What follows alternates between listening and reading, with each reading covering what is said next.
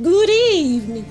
I'm the Maven of the Eventide, and welcome to Vampire Reviews, where we are 3/4 of the way through AMC's Anne Rice's Interview with the Vampire, which has taken so many twists and turns away from the books it's based on that it is impossible to truly predict where the big finale will end up going. But we can try. With thorough knowledge of the books and the author who wrote them, we can comb through the show point by point for clues about what it keeps from the source material versus what it changes, and examine how these new versions of the characters with different personalities and different motivations and goals walk new paths with new vampire metaphors and symbolism for the modern era that's changed a lot, but in some ways is not so different at all from when the book was written 50 years ago. So look with your vampire eyes and open up your mind. Let your fantasies unwind and listen to the children of the night. What music they make. This is my 6th video about this series. Well, 13th if you count season 1. 18th, if you count all the other videos with interviews and trailer breakdowns and everything else I've done.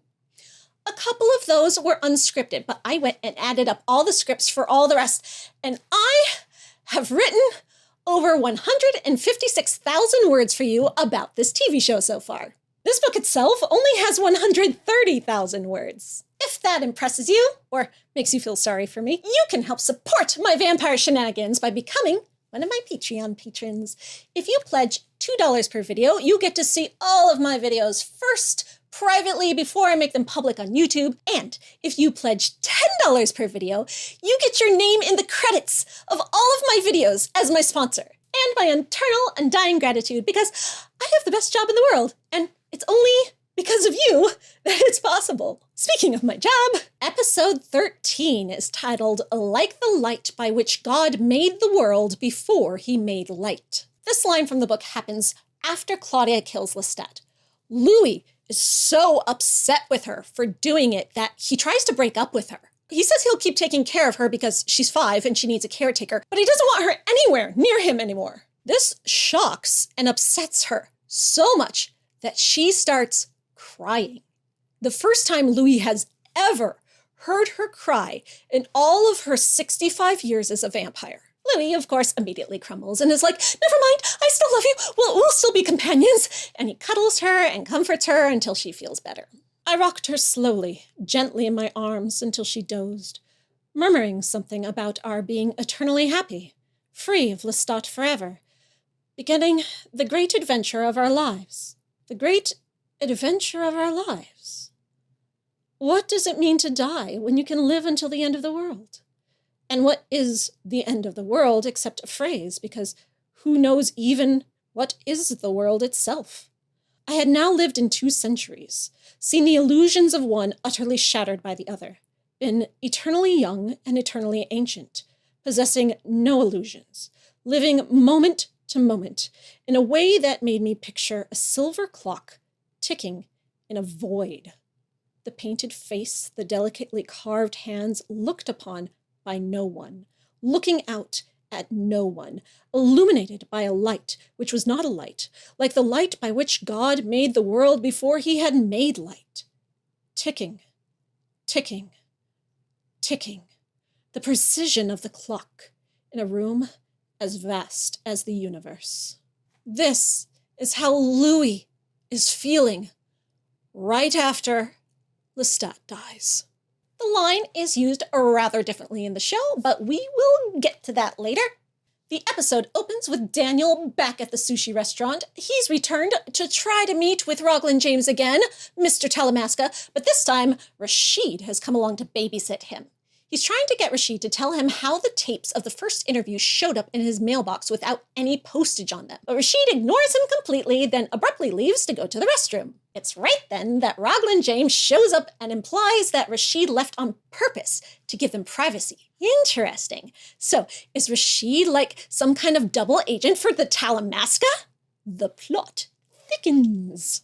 In the books, the Talamasca don't really use spies or double agents. They are the agents. They observe from afar, from outside. If they have to get involved with their subject, like the witches in the Mayfair Witches books, they do it openly. They tell them who they are. They have a strict no-contact policy with vampires. They would never put a human agent among vampires. But the show has already changed a lot of things, so who knows what's up with Rashid here? Daniel asks if the Talamasca can protect him from getting killed, and he says, "We're particularly poor at keeping our assets alive."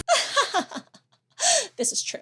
It's the same way in the books, but they're supposed to be just watchers, researchers. They never interfere, like nature documentaries. So if someone dies from interacting with a vampire or witches, that's just the circle of life. But he does offer to help Daniel publish his book because he knows vampires will make Daniel's usual publisher bury it so that Louis's story with all its vampire secrets that break Law 3 will never make it for humans to ever see. But the Talamasca wants the book to be published because the great conversion is happening. Soon, the whole world will know about vampires anyway, so they think it's best if they hear about it from Daniel and Louis first, so that the world gets a sympathetic and nuanced and complex understanding of what being a vampire is like, before they learn about whatever the great conversion guys will make vampires seem like with their scary world domination plot, and the governments of the world start spreading lies and misinformation about them. I think you've been masterful. I think if I could swap bodies with you, I'd be running the order by now. Ha ha ha ha ha, because he's the body thief. Get it? He can astral project himself into other people, knock their souls out of their bodies, and take them over. Though I don't get why being in Daniel's body would help him become superior general and run the order. Does he mean like if Daniel was in his body, Daniel's masterfulness could get him the job and then Raglan would swap back with him and take it from there? Meanwhile, in the penthouse, Louis and Armand are trying to decide what to put on their wall now that the Bacon triptych paintings are gone. Louis is in a mood after discovering last episode that Armand must have messed with his memories about 1973. But he still doesn't say anything about it, and Armand is only left confused. Back into the story in Paris, the theater is rehearsing a new play written by the vampire Samuel Barclay called Enduring for Guido. Get it? Because Samuel Beckett wrote Waiting for Godot, and it looks like a vampire version of the exact same play. Beckett's play didn't come out until 1953, so the implication here is that Vampire Sam had the idea first. Waiting for Godot is a work of existentialism, the most famous play in the mid-century theater of the absurd movement. The two main characters are hanging around, having a variety of philosophical discussions while they wait to meet the mysterious character Godot, Godot, who will give their existence meaning, just like God ought to. But Godot never shows up, so their existence is only absurd. They are trying to fulfill a purpose that can never be fulfilled. Is there any meaning to existence at all? Or, in this version's case, is there any meaning to being a vampire? This question is a central theme of the book and Louis's emotional journey and the answers he seeks when he meets Armand. It is the meat of the philosophical conversations the two of them have that make Louis fall in love with Armand, that we only got the barest glimpse of in the show so far. Armand calls it a flaccid full-length play based on nothing other than the superficial observations of the vampire Sam. Wow, that's insulting, not only to Samuel Beckett, but also to Anne Rice, whose exact words Vampire Sam uses in the play, and to Louis, too, while you're at it, as he's the one who actually says those words in the book. The disrespect! Armand, I thought you were an artiste, so into the theater you direct, but now you're too good for one of the most famous works in theater history? Well, maybe it's just that he's over it all by now. He's got Louis, and despite somehow wanting to keep control over the Coven for his own reasons, it's the principle of the thing. Louis has given him more to live for in life, and since this Louis hates the theater because Lestat dragged him to all those plays, now Armand is above it too? When Louis has these same exact questions and says Armand seemed super into the play at the time, thinking it was brilliant, Armand says he was just faking it, buttering up Santiago like Louis told him to do as part of his plan to get control over the Coven back. So why did he have to lie to Louis about liking the play? Did he think Santiago was listening? If that is a serious concern, how do they know he didn't listen to the whole plan from the very beginning? Or you're recalling the events with bias because of the machinations surrounding it. Machinations?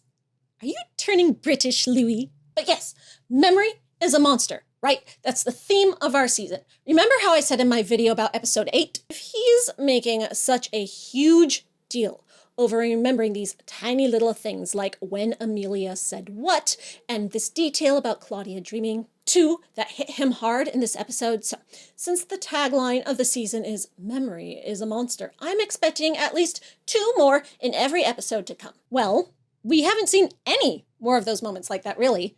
The memory suppression in the last episode was something else entirely, outside manipulation. But where have been all the little corrections along the way? Like who said what when, that Louis made such a huge deal about getting every detail exactly right in the first episode. I'm still waiting for those. Did he forget about that? When we cut back to rehearsal, we get to hear Santiago deliver the exact monologue I just read you a minute ago with our title drop. Like the light by which God made the world before he made light. If they had to take these words out of Louis's mouth, change Louis's philosophies entirely for this version.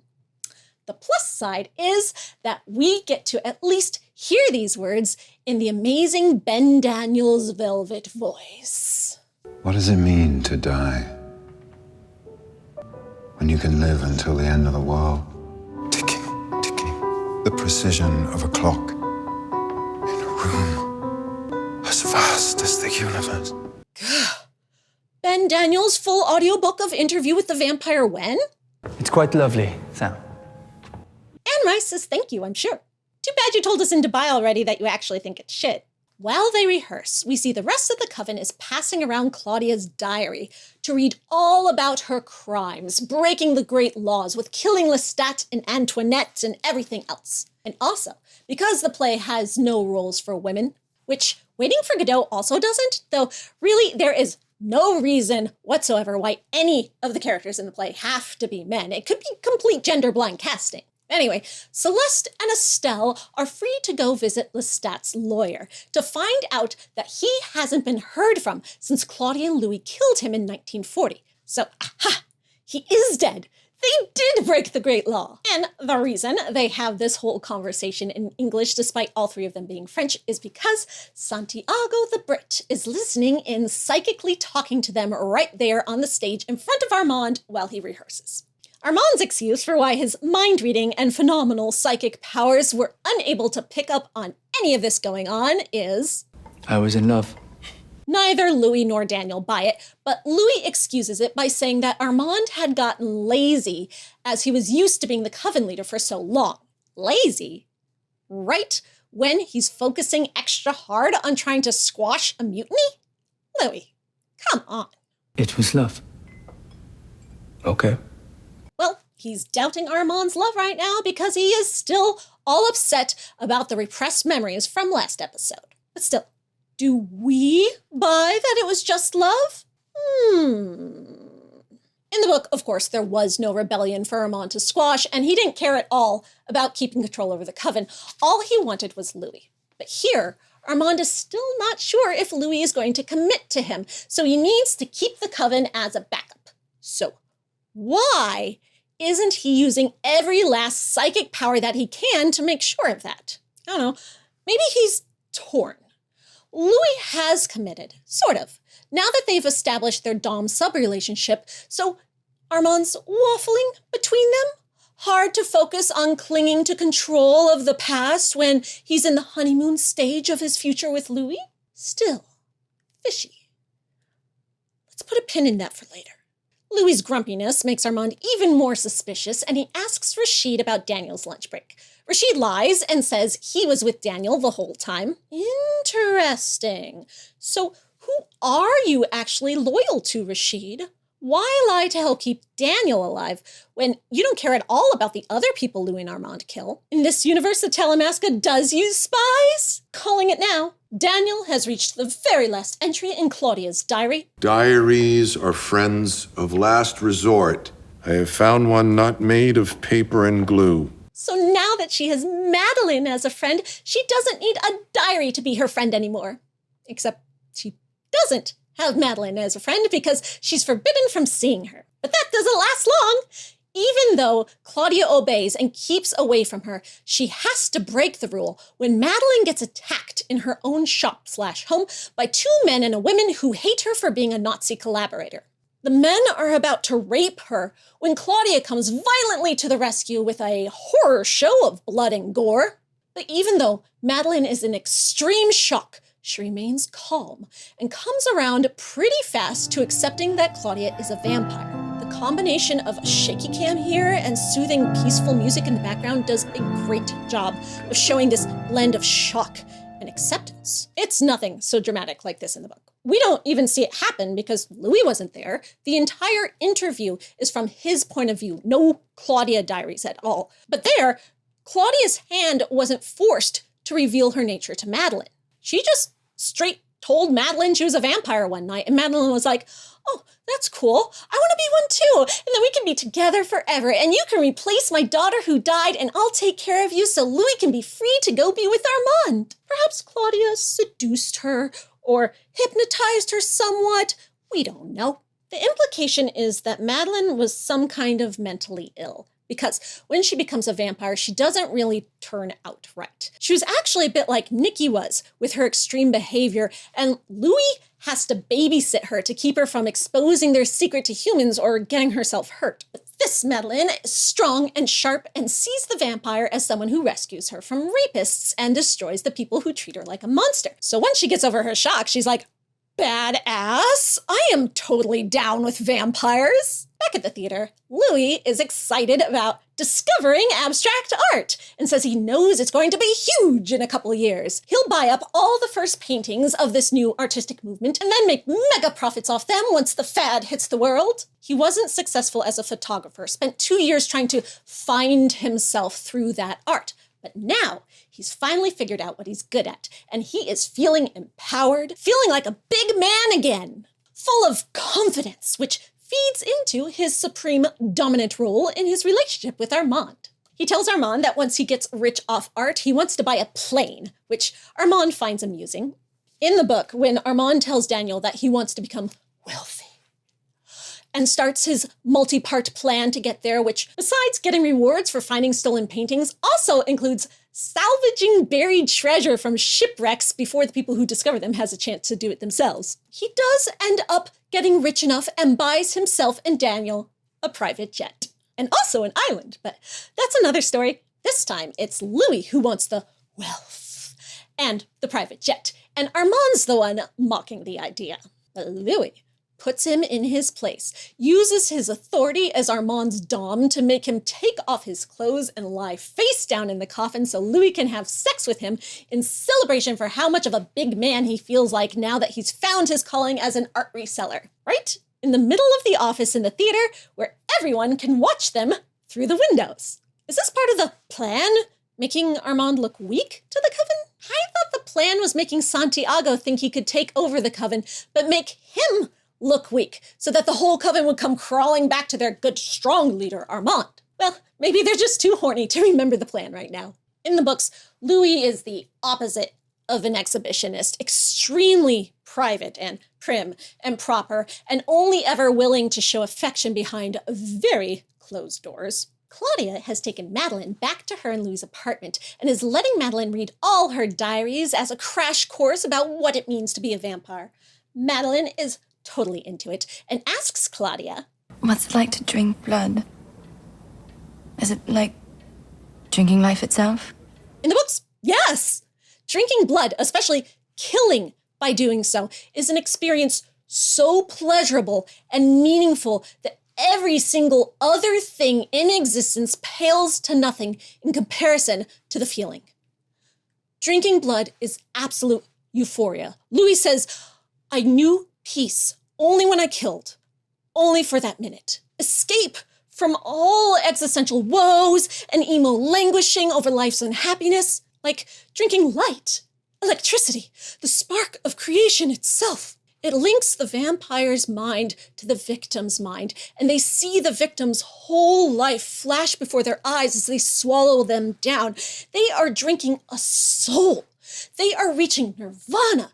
They are finding the answer to life, the universe, and everything. And the amazingness of it is absolutely indescribable for humans to understand. But instead of even trying to describe any of this, Claudia says, Warm, thick. It's not the answers to life's mystery, it's food.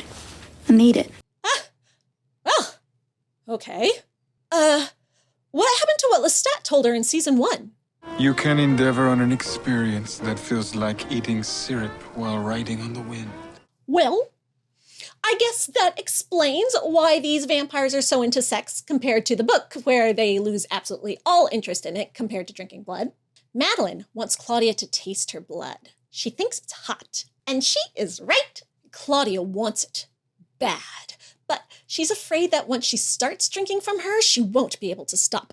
That's how Louis is in the book. He has to kill a person every single night because he's too weak to stop himself once the blood swoon hits him. Yes, there's a swoon when they drink blood. Little Claudia is even weaker, so of course she's the same way. Stronger vampires like Armand and Lestat and the Ancients can do what they call the little drink. Just take sips and stop themselves without the human ever even knowing it happened. Oh, but not you, little Claudia. So this is why the bodies pile up around her. Louis bursts in and surprises them, furious that there's a human in his coffin, hearing all the forbidden vampire secrets, so frustrated that Claudia keeps ruining things for him. Just like she got them almost caught in New Orleans in the 1920s, she's putting them in danger again when she was supposed to drive Madeline out of town. Claudia tells Louis how she killed in front of Madeline and how well Madeline took it. See, she's a sicko already. Is it romantic? No, not yet. In the book, even though Claudia's 5 and Madeline would serve as a mother figure to her, just like with all vampire relationships, the line is blurry between parental and romance. Claudia was the older, more mature one, so she was the leader of their relationship, and she saw Madeline as a woman just like she was a woman inside herself. Madeline saw her more as a replacement daughter, but there was an eroticism to their relationship as well, just as there had come to be in Claudia and Louis' relationship despite the resentments between them. Yeah, they make it weird. Even though all vampires are bi in the books, Claudia had no interest in women in season 1 when she first hit her teenage desire to explore sex. She only wanted boys. There was one scene that was supposed to be in season 1 where she preys on this woman just because she has large breasts and she wants to, be her. But the show cut that scene out of the episode, so all we saw was that Claudia wanted a man. And 40 years from now, so little boys, which one of you gonna fuck me? But knew that no grown man would ever want her unless he was some kind of pervert. Like the uncle at the rooming house who used to watch me pee. But apparently for her, that's different with women.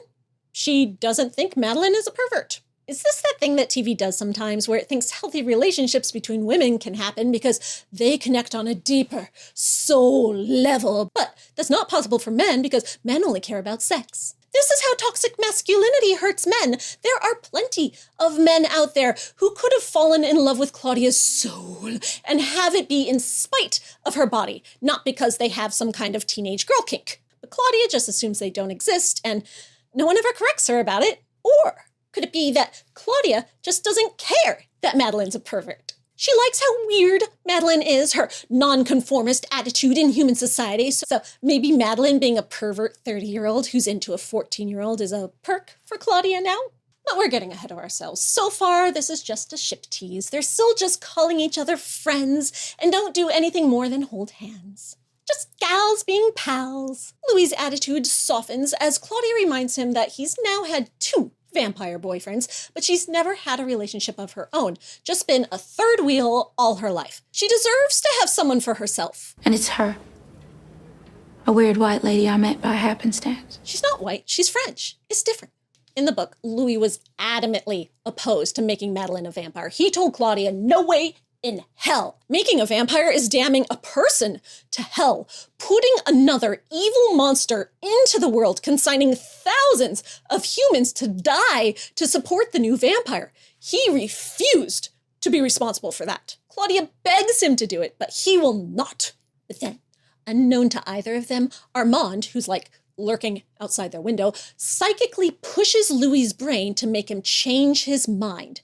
Louis gives in and agrees to do it. But even so, he still feels he is sacrificing the last vestiges of humanity that were left in him for performing this evil act. He feels completely drained and destroyed for having done it, even if it makes Claudia so happy. He is hurt deeply by Claudia for making him do it. Enough so that he feels they are even now. Even for him cursing her to be a child vampire. This act was just as terrible. The reason Armand psychically pushes him to do it is because he wants Louis all to himself. He thinks that if Louis makes Madeline, then Madeline and Claudia will go off on their own, and Armand can have Louis and everyone wins. It's a good plan, not that diabolical. The problem ends up being that because Madeline turns out bad and is a danger to herself and Claudia, Louis has to stay with them, is even more bound to the two of them than before, with looking after Madeline taking up all of his time. So Armand has to come up with a new plan.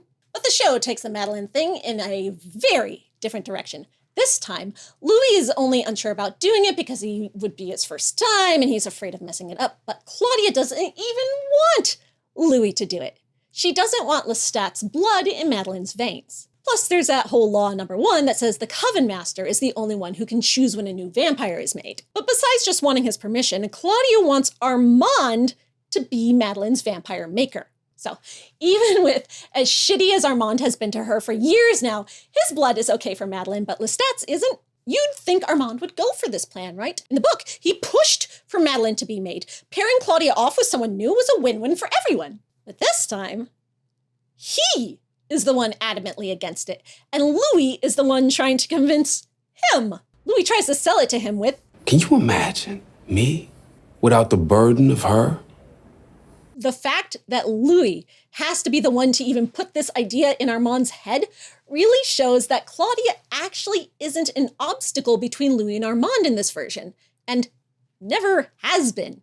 Armand has no reason, Louis-wise, to want to get rid of her. He already has Louis as much as he thinks he can. With the way the show has changed things, Claudia not needing Louis anymore really has no more benefit for Armand. Claudia tries to convince Armand by promising to leave town with Madeline so she won't be giving him trouble at the Coven anymore. Yeah, without him needing to bend rules for her for Louis' sake, the Coven will respect him more and he'll get his control back over it. Yet, still, Armand is against the idea. He goes into Madeline alone and tries to tell her how horrible being a vampire is and talk her out of wanting it. But Madeline is already such a social outcast and dead on the inside after the war with absolutely nothing left to lose or cling to in her human life that she remains hard as nails.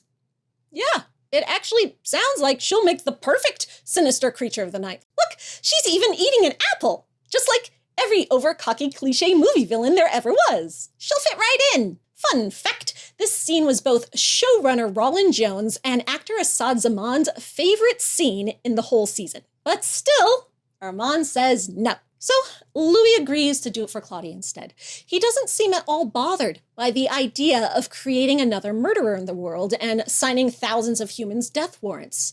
Nope, that is not this Louis' concern in this version. In Dubai, Daniel points out how Armand refusing to be Madeline's maker goes against his and Louis' BDSM dom-sub arrangement. But this was one time Armand wasn't subservient, though he did say no very gently. When Daniel finds out that Armand's reason for refusing was that he had never made another vampire, he is shocked. How could he be 500 years old with no fledglings? The idea repulses me. And then instead of Louis agreeing and being like, yeah, it repulsed me too. I felt like the last of my humanity died when I did it. He is just mad that Armand led him and Claudia on to think he might do it by even talking to Madeline at all. He is just still so grumpy about his lost memories from last episode. He is not giving Armand any more benefit of the doubt here. Back in Paris, it's another rehearsal for Enduring for Guido. Fun fact, Guido is the name of the second main character in Anne Rice's book, Cry to Heaven. That one's not about vampires, but it is about theater people, opera people, actually the castrati of 18th century Italy, but still the life on the stage. Santiago is pretending to be a diva, hating on the play and ranting about his art. This gets Armand mad enough that he kicks him out. Before, Armand was feeling proud of himself for keeping Santiago busy on the stage, where he could keep an eye on him all night. Oopsies, he just ruined that. Santiago is now free to go about his machinations in his hostile takeover of the Coven. Back in Dubai, we find out what some of those are from newspaper articles at the time reporting on A telescopic lens stolen from the observatory at Meudon. Inventory of color film stock is snatched. A gang of drunkards hanging off the side of the Eiffel Tower, all facing south by southwest, all muttering in unison. Ooh, mysterious. Well, I can guess right away what the telescopic lens is for. In the book, the way the Coven destroys Claudia and Madeline is by locking them in a stone courtyard with no exit and no way to bury themselves. When the sun comes up, they burn to ash. Just like Louis and Merrick, they felt nothing. For them, it was like going to sleep and never waking up again. But since the theater doesn't have an open-roofed stone courtyard that we've seen, they're going to need another way to threaten them with immolation from the sun. And what better way to do it than with a giant magnifying glass? Fry them like ants on the pavement. The color film stock, I assume, despite Santiago just ranting about how he doesn't like the projections the theater uses, he's going to make some anyways that he will use during his playified trial of Louis and Claudia that we've seen in the trailers. Oh yeah, looks like projections to me. Why they had to steal the film stock, though, I don't know. Why not just get it from where they usually get it from? There hasn't been anything established to set up that it would be tricky to do so. As for all the vampires hanging off the Eiffel Tower facing south by southwest, the first thing I think of is this shot from The Lost Boys. But these vampire hoodlums were just doing it for thrill-seeking tomfoolery. Considering all the joy rides the theater vampires also do, could be something similar. But why mention it in connection to the machinations? And Louis says they were all muttering in unison, which reminds me of this bit from the last episode. Your boyfriend I'm with him now. was in a trance of some sort. I won't tell you why. And why South by Southwest? What is South by Southwest of Paris?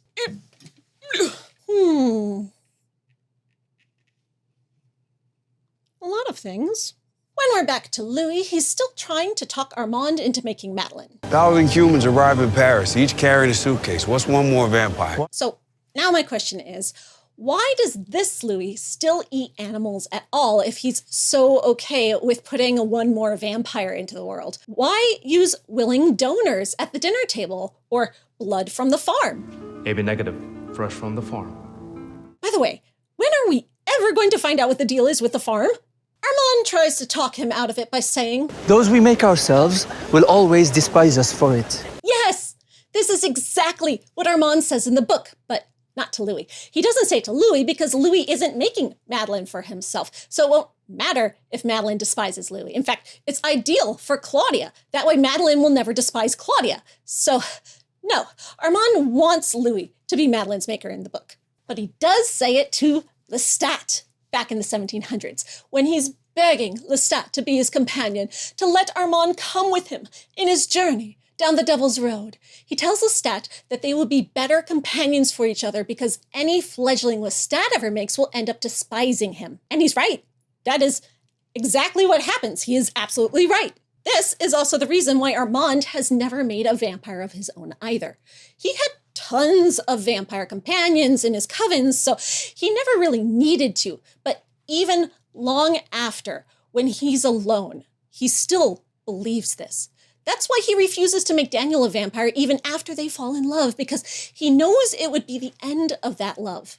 Daniel will despise him instead, and he'll lose him. And he's right. That's exactly what happens to them. So tragic. But instead of Louis pointing out that he's not making Madeline for himself, he mentions that Celeste and Estelle don't despise each other. Oh, Celeste is Estelle's maker? That is a really cool detail the show has added. That's why they're always talking out loud to each other instead of psychically. He also says the band trio are maker and fledglings. Aw, how cute. Armand also tries to scare Louis out of doing it by saying that Madeline could turn into one of those revenants like we saw in the first episode, which is true, and she does turn out bad in the book. But Louis shuts him up with a kiss and plays his Dom card to say it's happening. He wants Armand to be there, but when Armand asks if that's an order from his Dom, Louis says no and lets him off the hook. You shouldn't tell me my mind. I cannot keep it closed any longer. Why not? 'Cause you're in love. In the books, being in love or even distracted or unwell has no effect on whether a vampire can keep their mind closed or not. Some vampires just aren't very good at it in general, but Armand's got one of the strongest mind gifts in the history of vampires. But now, he's also still the Coven leader. Why is he afraid of the Coven finding out Louis did it from his thoughts? All they need is his permission, and the rest of the Coven shouldn't have any problem with it. Make sure we're not bothered. Yeah? Louis remembered he was from New Orleans there for a sec. Louis and Claudia arranged to give Madeline the gift in her dress shop instead of at home, and Claudia is right by her side the whole time. In the book, Louis did it alone, and Claudia wasn't involved. Just before he bites into Madeline, he says, "Look beyond me at that distant light. Don't take your eyes off it, not for a second, and say over and over, 'I will live.'" If you get scared, you just look at that light. Listen to my voice. Even though Louis says he's only doing it out of obligation, instead of biting her reluctantly, this time he's getting all hot and bothered and sinks his fangs in eagerly. And soon, Claudia can't resist the bloodlust and dives in as well. So in this way, they are more making Madeline together. And the act becomes loving and nurturing instead of utilitarian like it is in the book. In her memories, Louis sees how much Madeline loves Claudia, and Louis wants that for her. He really does. He also sees that instead of having a dead daughter that Claudia replaces, this Madeline has a dead sister. This sister died when she was closer to book Claudia's age, so at 14, this Claudia isn't serving as a replacement at all. Nope, they want to make sure we absolutely know there's nothing platonic or familial about these gals being pals. Are we actually going to get to see some sapphic action on this gay vampire show? Instead of Madeline turning out bad and needing Louis to take care of her, she's just fine. And she and Claudia flee Paris and escape the Coven. Oh, wow! I love a happy twist ending. Claudia deserves this. Louis is now alone and emoing out again. He slit his wrist to try to get all of Madeline's blood that he didn't already give back to her by making her to drain out of him because it's an edgy and dramatic thing for Armand to walk in on. He says he feels this connection to Madeline as her maker, and he doesn't like it because she's a stranger to him, like a psychic sort of emotional connection, even though he can't read her thoughts. Is this a thing for all makers and fledglings in this version? Did Lestat and Claudia feel this for each other? You'd think we would have heard Claudia complaining about it.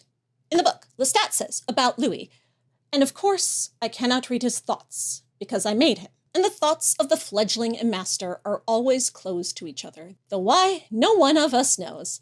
My suspicion is that we know a great deal of each other's feelings and longings, only the amplification is too loud for any distinct image to come clear. Theory. Similar to in the book where he feels like the last of his humanity died with the making of Madeline, this Louis is super depressed afterward. But not about being responsible for more evil in the world. I guess because he's sad about losing Claudia, but then he says, I thought I feel like I was losing Claudia. I did not care. We said something about being even. I did not care. So instead of feeling like the last of his humanity died, maybe it actually did die. His vampire detachment has become more complete.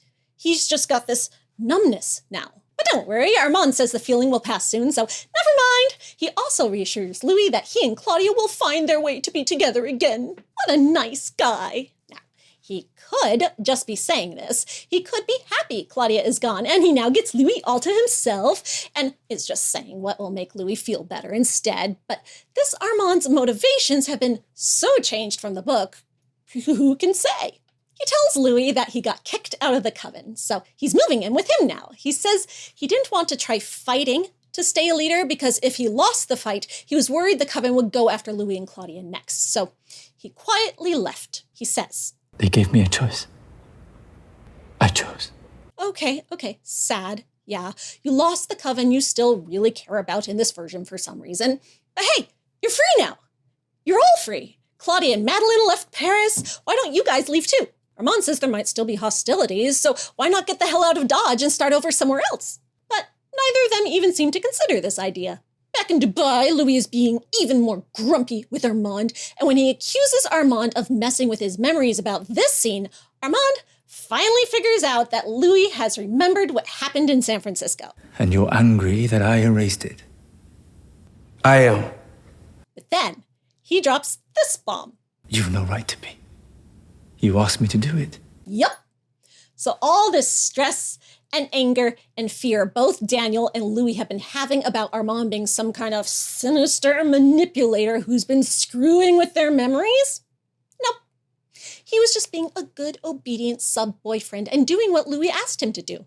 Louis didn't want to remember the trauma of his suicide attempt and his fight with Armand, and even though it meant that all the things they worked out and resolved through that fight would be gone from Louis' mind, thereby making the fight likely to just happen again, Armand agreed to do it because Louis is master and Armand preserves his happiness.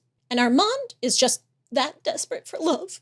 Armand tells Daniel that he took the pages out of Claudia's diaries because he didn't want Daniel to learn about his shame. The one time he actually did hurt and fail Louis. It wasn't in San Francisco. No, they were all worried over nothing for that. But yes, he did wrong Louis back in Paris. And despite thinking Daniel doesn't deserve to know about it, he finally does tell the story of what happened anyway. And he is so remorseful for what he did. I spent the rest of my life trying to make up for it. I'll never make up for it.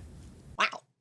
It must have been something super huge. Like I told you in the book, Louis realizes after it's over that Armand was the one behind Claudia's destruction all along, but after he gets his revenge on the Coven and burns down the theater, he loses all passion and just doesn't care. Even though he knows Armand is at fault for that, he stays with him because it doesn't matter. Everything is meaningless without Claudia. So is this Armand still feeling extra super guilty about it despite Louis not caring? Or did he do something even worse this time? Continuing on the record, Mr. Malloy, I was a coward. A coward? Oh, that's it? So not an active aggressor or participant in hurting Louis, just like a failure at saving him? That's it? Huh. Well, back into the story, an indeterminate amount of time has passed. Weeks? Months? And we see Madeline and Claudia are back in Paris for a visit. They're out at a night spot having cocktails with Louis and Armand, and it seems they're actually enjoying these drinks. I don't know, maybe they're just there for the band. When Louis goes all overprotective dad on Claudia, she thanks Armand for never treating her like a child. So even despite all the abuse Armand put her through at the theater, he really was just treating her exactly the same as all the adult vampires, and she's grateful for that. As Claudia and Madeline tell Louis and Armand of their plans to wander around the globe, we see some loving looks exchanged between Claudia and Madeline, hinting that they might be getting closer to that not yet romance becoming a yet. They're sitting far apart at the table, though, and don't even touch each other in this scene, so it seems that they're still in that will they, won't they phase. But aw, they're just so happy. Let them have a slow burn as a treat. As long as we eventually get to some sapphic content on the show that's on level with the gay content, we'll be good. They can take their time. Armand gushes about how happy he is to be away from the Coven and living alone with Louis now. It's bliss. Then Madeline brings back up this way that she can feel Louis' feelings despite not reading his thoughts. She felt how much Louis loves Claudia, so it was her idea to come back to Paris tonight to see him one last time before they're off to see the world. Despite Lestat's theory in the book, this is really stretching it. We get no examples in the books of a fledgling being able to feel such specific things like this with their maker. If they could, it probably would have solved a lot of problems that caused the conflict in the novels. Maybe this Madeline is some kind of like creepy oracle type of vampire. She came out with like a weird extra power like some of them do. Daniel kind of has hints of a power like that in the books, though not with his maker. Madeline can also feel how much Louis really, really loves Armand, no matter how much Louis tries to hold it back outwardly. Armand is touched and delighted to hear this, which just makes what he does next all the harder and all the more tragic. Turns out he's plotted with the Coven ahead of time to get Louis, Madeline, and Claudia together in one place. Then he freezes time in the restaurant so that the Coven can swoop in and attack and abduct them, screaming in terror, back to the theater. In Dubai, we see Armand is seriously distraught to remember this terrible thing he did, so riddled and shamed with guilt. Aw, cheer up, Armand. You did so much worse in the book. This is kitten paws compared to the atrocities you committed against Louis in the original story. No wonder Louis forgave you. It's you who seems unable to forgive yourself. Aw, you really did care about Claudia, didn't you? Because Louis loved her, and you're so upset about hurting the one you love. Aw. But even so, why did you do it? Louis says, They gave him a choice.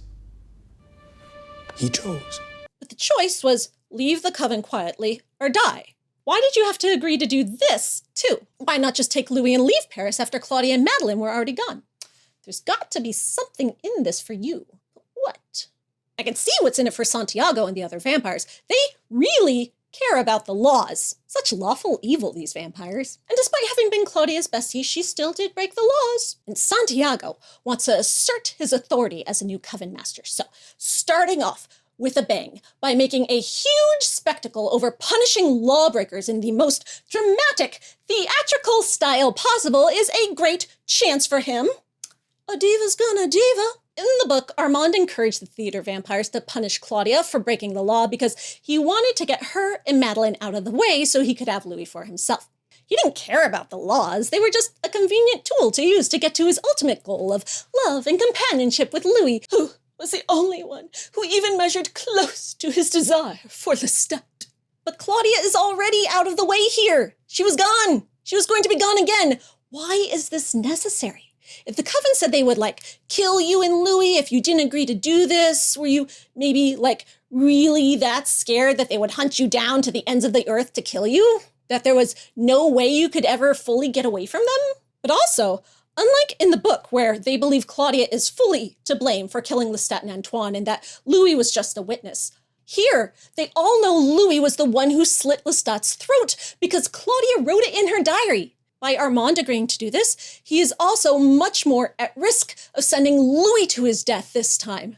In the book, he knew they wouldn't kill Louis, that they would just brick him up in the wall where Armand could easily get him out the next night. But this time, as far as he knows, whatever they do to Claudia, they will do even worse to Louis for striking the final blow. Yeah, things are much higher stakes here in the show this way, especially for people who know the books and thought they knew what was coming already. These twists are keeping us on our toes. I'm just still so confused about what's in this for Armand, based on what he already had and what other options he could have taken. Well, we can assume he must have some plan for keeping Louis alive.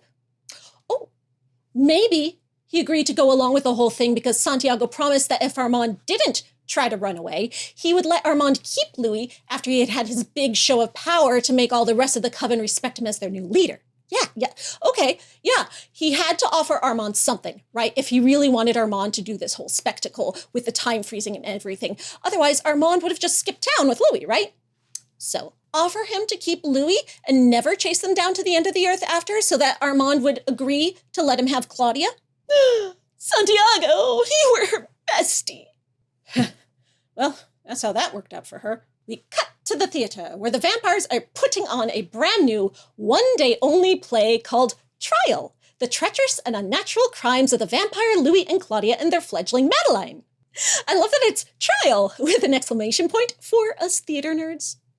It's a thing. Ladies and gentlemen, mesdames et messieurs, awful and awfulesses, and all those who flourish outside the divide. Santiago says non-binary rights. He also tells us that unlike all their regular nighttime shows, this one is taking place during the daytime. Oh man, no sign of that giant magnifying glass yet, but I can feel it coming. In the book, of course, this wouldn't be possible. The trial happened at night, and then Claudia and Madeline were locked into the stone courtyard, and everyone went unconscious for the day, so no one saw what happened to them. Also, the trial wasn't any kind of performance before a human audience. It was just a group of vampires hanging out together and Armand forcing Lestat to tell them all that Claudia was the one who tried to kill him, under extreme duress after Armand tortured him for weeks, while Louis was off being tormented elsewhere, over and done in 5 minutes. But that wouldn't make for very exciting TV, so somehow all these vampires, even the weak ones, are defying the narcoleptic pool of the death sleep and are bright-eyed and bushy-tailed for this midday matinee performance of a lifetime. And death time. The 3 of them are revealed incapacitated in chairs on stage, looking like they've had the crap kicked out of them, dazed and defeated. But before we can see what happens next, we cut to backstage and see, dun dun dun, Lestat is there, ready to go on stage and be part of the play. Yeah, he is back!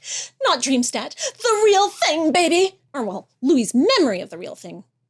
We still have never seen the real Lestat. He is dressed up in a snazzy black suit with villainous pinstripes and sinisterly smoking a cigarette. Oh, he looks pissed.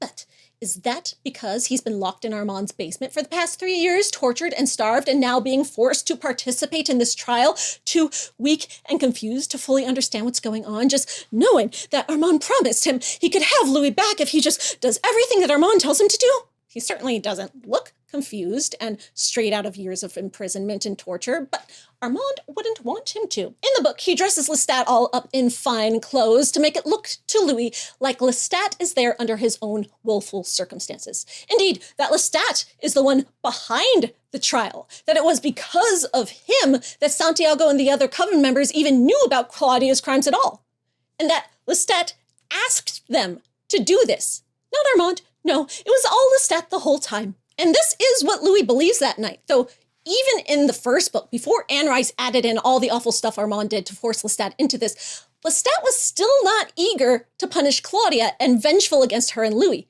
He just wanted to talk to Louis, to try to reconnect with him. And he is sobbing his eyes out after what happens to Claudia. Armand lays it on thick in front of Louis by asking Lestat if he got what he wanted. And Lestat acts like all confused, like he's not sure what Armand is talking about. So yeah, even before Anne Rice retconned it or came up with all the new ideas later for what led up to the trial, Lestat was never there for revenge or justice. He knew he'd never win Claudia back again, so he just let the idea of her go. But he just wanted Louis back, or at least the chance to talk to him, to try. First of all, Louis does not want to hear anything he has to say. He's like, what? Are you crazy? You just organized this whole trial thing and did this to Claudia? Why would I even listen to you? Ever. Before Lestat has the chance to tell him the truth that he's not the one behind the trial, Armand drags Louis out of there and Lestat's like, wait, you promised, Armand, you promised I could have him back. But of course, Armand was lying. He set it all up perfectly so he can have Louis, used and abused both his own Coven and Lestat because Louis is the only thing that matters to him in the end. But of course, his ultimate tragedy is that he does get Louis. But at what cost? He only gets a passionless, hollow shell of a Louis who he eventually gives up on after decades of waiting for Louis to come back to life. It's a tragedy for everyone. There is no winning for tortured, doomed creatures of the night. Here, the way Lestat is looking isn't lining up with anything from the books. If he's not being held prisoner and forced to be here, why doesn't he try to ruin the whole show to have things go the way he wants them to instead? No. This Lestat seems to want to go along with it. He's not excited, but he's ready. He's committed. He's in charge. A few weeks ago, in an interview with SFX, actor Sam Reed said, there's a really fucking cool twist in this season that is not in the books that I struggled with because I was like, this is different and I'm not sure. But actually, you can justify it because when you look at all the books and look at the way that they came out and what happened in subsequent books after season 1, there's a level of an unreliable element. You don't always have to know the truth because Anne Rice never really tells you the truth. She likes to change it up a bit. Is this fucking cool twist that this time Lestat is the one in charge of the trial and Armand's only part of it is that he was a coward and stood aside to let them happen? Was it Lestat who gave Armand the choice? What's in it for Armand to let Louis die? Well, what's the one thing he's always wanted even more than Louis? Did Lestat promise Armand they could be together again if he let him have revenge on Louis and Claudia and get them killed with the giant magnifying glass? And is actor Sam Reed saying that even though he didn't like this change at first, he's excusing it in his head because knowing that there are unreliable elements to the book series and that things get retconned and changed, that means that anything could have happened, and we'll never know that it's not meant to be the real truth after all. What is the final word on memory being a monster? Well, it's what the show gives us, right? If it only ever gave us lies without ever revealing that they were lies, then we would only have half a show. So in the end, unless the show proves it to be otherwise eventually, we have to take what we're given as the final word. The show still hasn't been greenlit for season 3. There might never be a season 3. So all this has to get wrapped up and explained in the last 2 episodes. None of us will have any fingernails left by next week when we find out. I am the Maven of the Eventide, and if you're not scared, you should be. This show could make its ending completely different from the books, something so far out of left field we will never see it coming. Oh, there's an engagement idea. Leave me a comment with what you think would be the most unexpected, yet still plausible in the context of the show, thing for it to throw at us as a surprise twists and turns in the last 2 episodes. Get creative. We have to amuse ourselves somehow, or the next 2 weeks are going to be agony. Oh, gosh. This is what I get for not bringing a snack.